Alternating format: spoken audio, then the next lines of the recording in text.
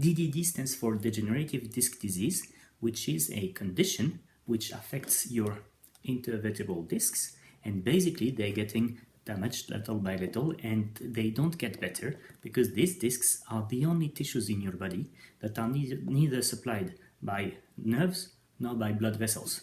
So as they don't get blood, they don't get food, they don't get oxygen, they don't recover. So basically, DDD can only get worse.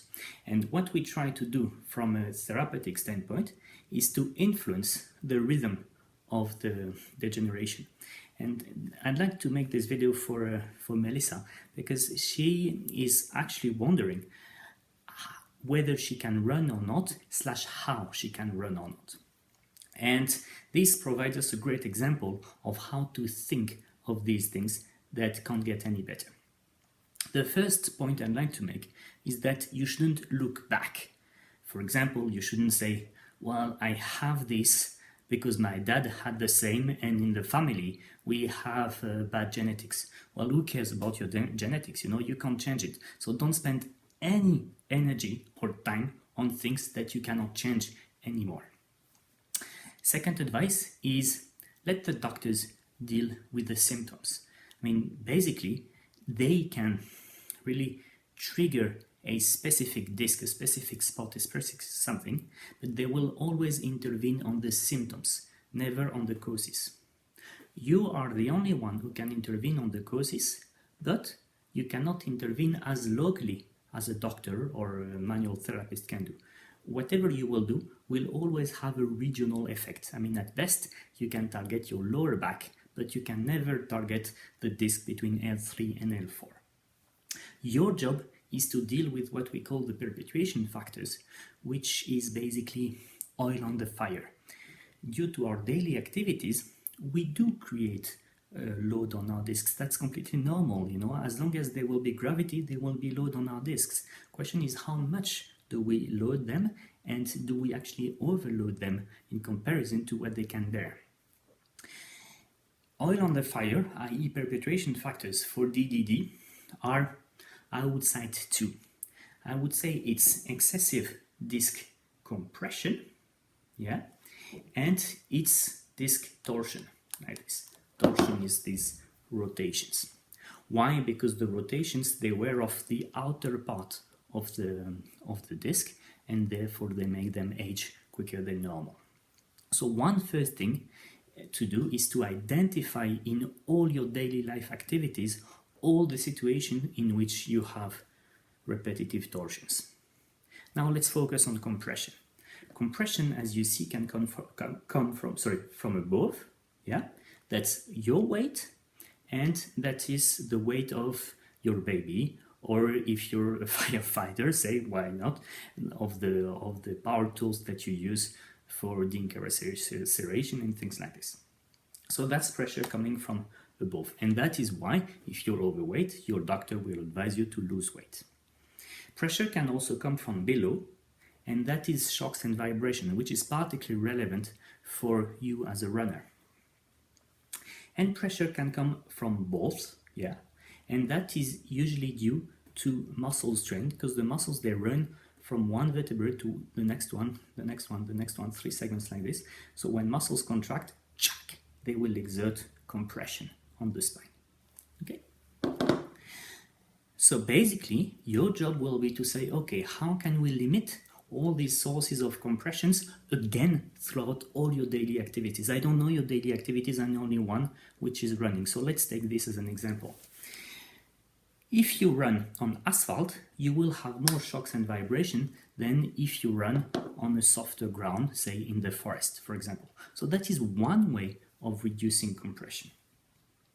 Another way of reducing compression is to improve your shoes, for example.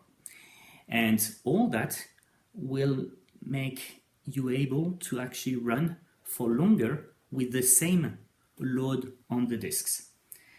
The compression due to muscle strain, this one you have to sit. I mean, it's a bit rough what I'm going to say, but bear in mind that the muscle is stupid. Whenever a muscle has a problem, the only thing it can do is contract. Therefore, your muscles should have no problem. And no problems, that means in particular avoid all the generic risk factors such as slouching, etc. etc. etc. But that is also, if you're more stressed, there's more muscle strain. If you try to run quicker, there's more muscle strain and all that. So part 1 is identify and avoid repetitive torsion. Part 2 is identify in all your daily activities the sources of compression from above, from below, or from both, and reduce them. Part 3 is, as some degree of compression is unavoidable, decompress. Yeah?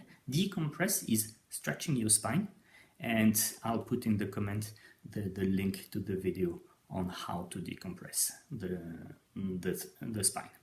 Bear in mind that all this is something which is throughout all your daily activities, and running is just one of them. What I mean with that is, if you have a heavy day, well, your running ability will be reduced. If you have an easier day, your running ability will be maximized. So say now you're not a firefighter anymore, you're an office worker. On Saturday, you're probably more likely to run comfortably than on Friday evening, especially as you have had the whole week before. But now, if during your working day you take regular breaks, you don't sit for more than 30 minutes, you do regular decompression exercises, etc., as your day will be loading your discs much less, you will be able to use that space for running a bit more. So see, this is a balancing exercise that you have to do with a special focus on oil on the fire regarding your pathology. And yeah, there are many sources of it, but your job, and I can help you with that if you like, is to prioritize the sources of oil that you put on the fire and shoot them one after the other systematically until things are getting better. So we really, try to structure like this. We identify the sources of oil and we reduce them as much as we can. We go to the next, we see the effect, etc. Last advice, bear in mind that in terms of body, it's always better to do a bit too little than a bit too much. Your body will never be too happy with excesses. So, and this will be philosophically difficult, because what I'm basically telling you is that you always have to stay under the limit of what you can do.